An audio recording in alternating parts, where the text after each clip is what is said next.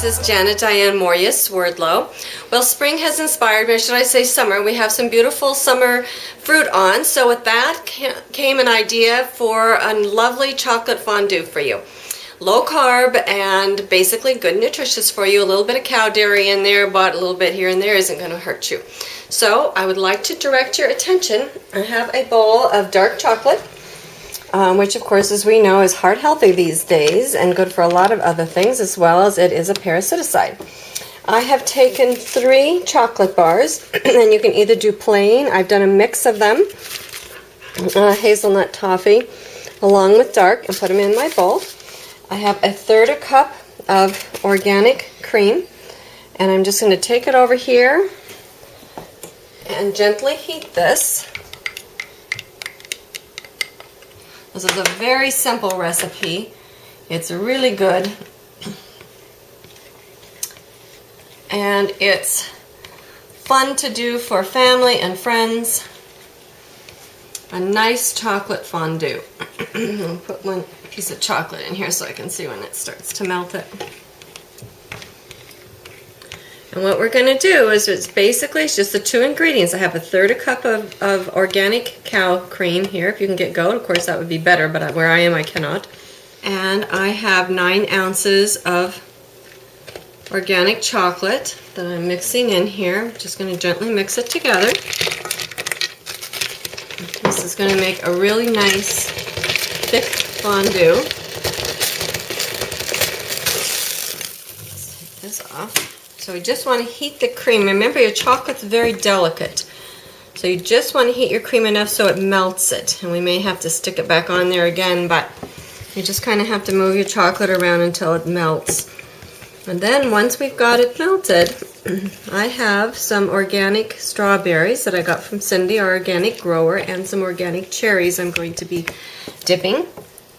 I also have some gluten-free, I call them graham crackers, they call them s'more bowls, that we can dip. And this is another product that I found recently called Plush Puffs.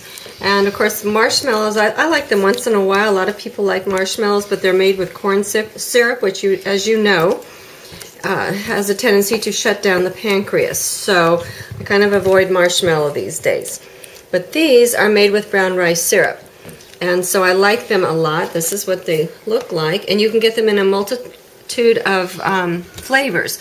They have a site online, plushpuffs.com, that you can order from. You can get them in bulk, so you can get them a little bit better pricing. One of these days I would like to get a recipe for making marshmallows, but I haven't gotten that far yet. So in the meantime, I'm going to recommend the Plush Puffs to you. You can see how nicely this is melting down. And again, and you can use your imagination as far as what you want to dip or can dip. You can do pretzels, excuse me, some people even do chocolate chips. You can do nuts, and of course at one point I did give you a lovely truffle recipe, which is similar to this but different. And you can make this as thick or as thin as you want, depending upon your chocolate that you add and how much cream. This is starting to cool off, so I'm going to just heat it just gently a little bit until I get it to the consistency that I want it.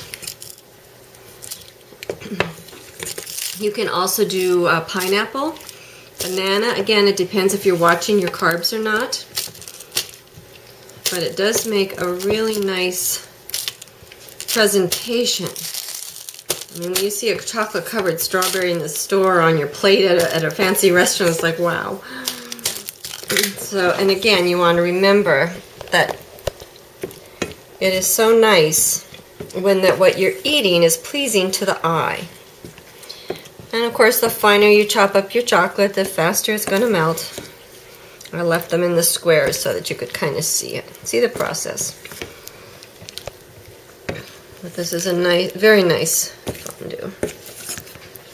And if you have a fondue pot, you can put that in there, which will keep it warm and more liquidy if you're serving with guests.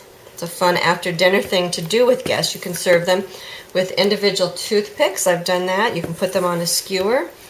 I've done that too. And of course, something like a graham cracker is better off handheld. Okay, little bit. I'm going to add just a touch more cream because mine is very thick. So another tablespoon. You don't want to add too much at a time because a little liquid goes a long way in cooking, for those of you who've had that experience. So just enough to heat everything up again a little bit. Okay, you can see it's all nice and smooth, and it's a really beautiful fondue. And all you have to do, if you have the graham crackers, these are broken in half for you, but again, you just dip them in, and you can eat as is. You can take your marshmallow, you can dip that in. It's a really nice treat. I have the the cherries, same thing. You can dip it in, and it is really good. Okay, and a strawberry. Okay, so it's a lot of fun to do with your friends and family. As I said, you can also roll it in nuts. You can offer little chopped nuts to roll it in. You can offer little tiny chocolate chips to roll it in, or little pieces of chocolate. Yeah, again, it's up to you what your imagination says to you. That's what you can do with it. So with that, I'm going to get on to the next dish for you, which is also a fun thing to do with strawberries and cherries. If you have patience, my preference is strawberries. All right, the next thing that we're going to do, remember I told you about these beautiful strawberries. I've taken a few minutes and cut them up because that's going to go on top of our next dish. This is one of our favorites. It's called a puff pancake. Here in this 9x12 pan, I have some goat butter that I've cut up. It's going to go in my oven at 425 for just 5 minutes or so, because I want to get it nice and hot and bubbly. So while that's getting hot, I want to show you what I have here. This is called, it's going to be a puff pancake. I have 2 cups of goat milk. I'm going to add in 4 organic eggs.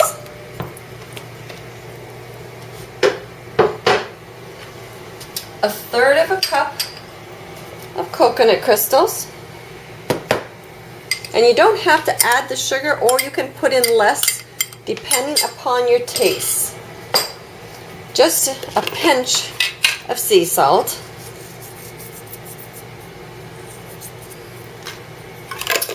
And I've gone ahead and taken, you've seen my buckwheat groats before, full organic. Gone ahead and ground this up in my spice grinder. So I have a cup here of buckwheat flour that's going to go in. And I'm going to stir this around. Now, I have done this several ways, but I have found out that it is best to use a mixer so you get a really good mix on everything. So I'm going to kind of give it a quick stir to get it started, but then I'm going to use my mixer. If you don't have a hand mixer, just keep stirring it and it will be fine. I have done it that way, but this just gives a little bit smoother finished products, and that's what I happen to like. So I'm going to use my hand mixer and just run it for just a couple minutes to smooth things out.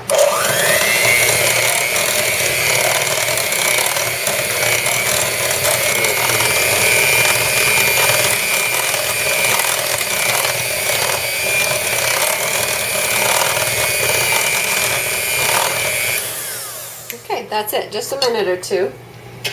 That's all it takes. Now what I'm going to do is just check my butter, because I want it to be hot and bubbly before I pour this mixture in, so it might not quite be done yet. Okay, I'm going to give it a couple more minutes. So while that's getting hot, I'm going to come over here and show you something else, and then we'll put this in a second. These are snap peas that I got from my organic grower, and I just want to show you an easy way to prepare these. But first, I want you to remember that I always soak everything in a hydrogen peroxide 35% food grade bath. And a lot of you asked me about that, and even though I've shown you before, it just takes a couple minutes. So I want to bring you over here to my tub that I keep by my sink. I fill it up maybe a third to half with water. And as I'm filling it, I have my 35% food grade hydrogen peroxide. Now it says caution may cause burns. That is true. It is a chemical and it's very strong. So be very careful when you handle this because it will cause burns. And I put in about 3 or 4 ounces, and you can measure it or you can guess. And this is stored in your refrigerator. And that's it. And this is what I keep by my sink. And then people will say, well, how often do you change the water? Well, it depends on what I'm doing. If I have some potatoes that are full of dirt, then I may change it more often. But like my snap peas and things like that that aren't so dirty, I'll keep till my water doesn't look so great anymore. So the snap peas go in. And how long do you leave them? Well, again, it depends on what you have and how dirty it is. Remember the purpose. The purpose is to get off mold, dirt, bugs, bacteria, whatever.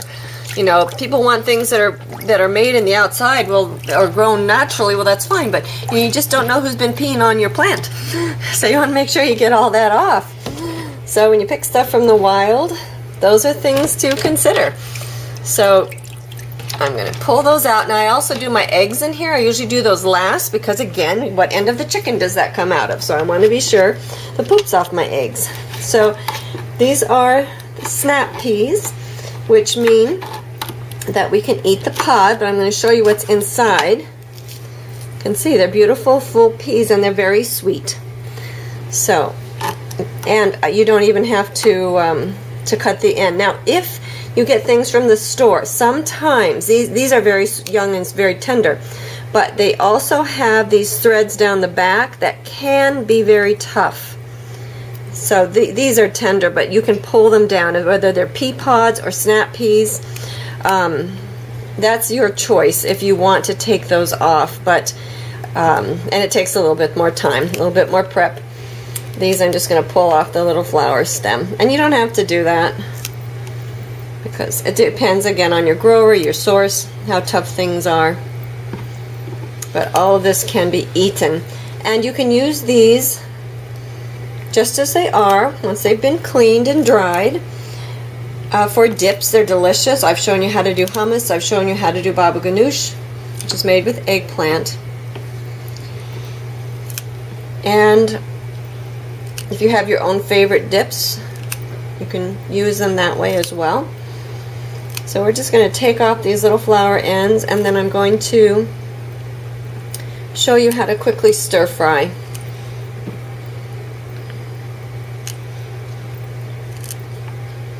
Okay, so that sits here. I'm going to check my butter for a second and see if it's bubbling. Not quite, but it's getting there. I want it a little bit browned.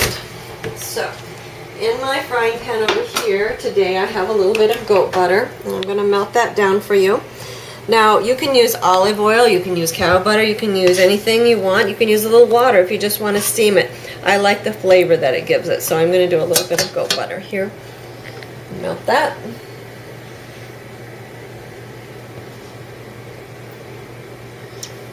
And while that's melting, actually I'm going to pull this out because this is now getting a little bit of brown crust on it, I see. So that's how you want your butter for your puff pancake. And here it's sizzling, it's hot. You want to be sure and use your hot mat with that.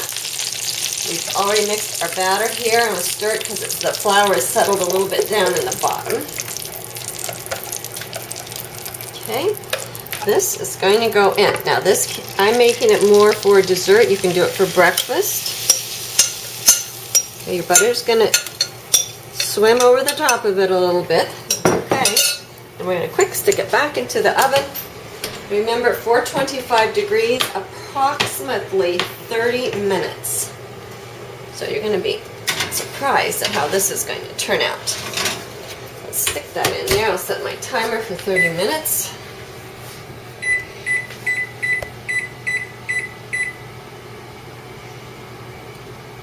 Actually, I'm going to check mine about 20 just to see how it's doing. Okay, and here our butter has melted for our pea pods. Okay, and we're just going to stir fry them a little, and you'll watch them change color. When they get to a bright green, that's when they're still nice and crispy. And the other thing that you can do is you can use these in sushi. You can cut them like I did the first one, and you can put them over rice. I showed you how to do rice. You can keep that in your freezer and pull that out and just add a little bit of rice to it, a little bit of chicken or beef, whatever your meat of choice is. You can add a few other bits of cauliflower. Would be nice with a few pieces of broccoli, things that sometimes are easier to get. But when these are in season, and it doesn't take long, it doesn't take many, to really give your dish a nice look and a nice feel. And do these for yourself. You can also put these in the refrigerator and use them like this as a dip, because for some people, raw foods is too irritating to the intestinal tract. So you want to have it just slightly cooked and a little bit broken down. It's easier for your system to handle. So you can see how they're turning a beautiful, nice green color. They're still going to be crispy. They're going to be heated through. A little salt and pepper if you like. You can eat them just the way they are, which is the way I prefer them, but sometimes I do add them to other dishes. But I want you to see how simple it is. And somebody wrote in and they said, oh, sometimes when I watch your cooking videos, I just want to cook. Well, that's what I want you to have, that feeling. I want you to have the feeling that I want to nurture myself. I want to feed myself. I want to take care of me.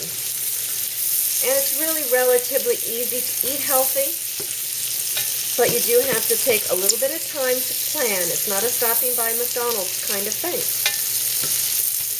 And that's basically, they're done. 2 or 3 seconds and they're done. And it takes such a couple of minutes. Okay, so while that's happening, while my puff pancake is baking, I'm going to take a little break, and I will be back when it is ready to pull out of the oven. So I will see you in a couple of minutes, and be right back. Let's go ahead and turn this off. I think this is done. It took it almost the full 30 minutes to bake. Okay, now this, depending on the type of flour, can get more puffy or less puffy. But there's always the old toothpick test if you're not sure. And as long as it comes out clean, then you know it's done. It's a little brown around the edges. Now you can also take a little bit less flour, and that will make a difference. And then you just cut it into your serving portions. You can see it's still bubbly. It's really nice. It's kind of like a thick custard.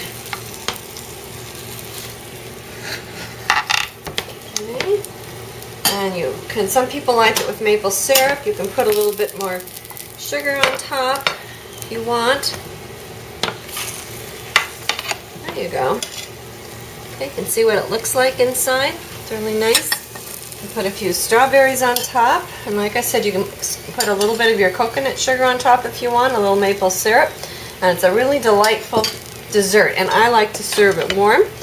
So there you have it, some of the puff pancake. So I want to thank you very much for joining me. Diane Mourglia-Swerdlow, expansions.com, and I appreciate all your comments, and I appreciate the fact that you are out there taking care of your mind, and you are concerned about what's going into your body, which means you're concerned about what's going into your mind, and between the two, you are getting healthy on every single level of your being. Take care until next time. Bye-bye.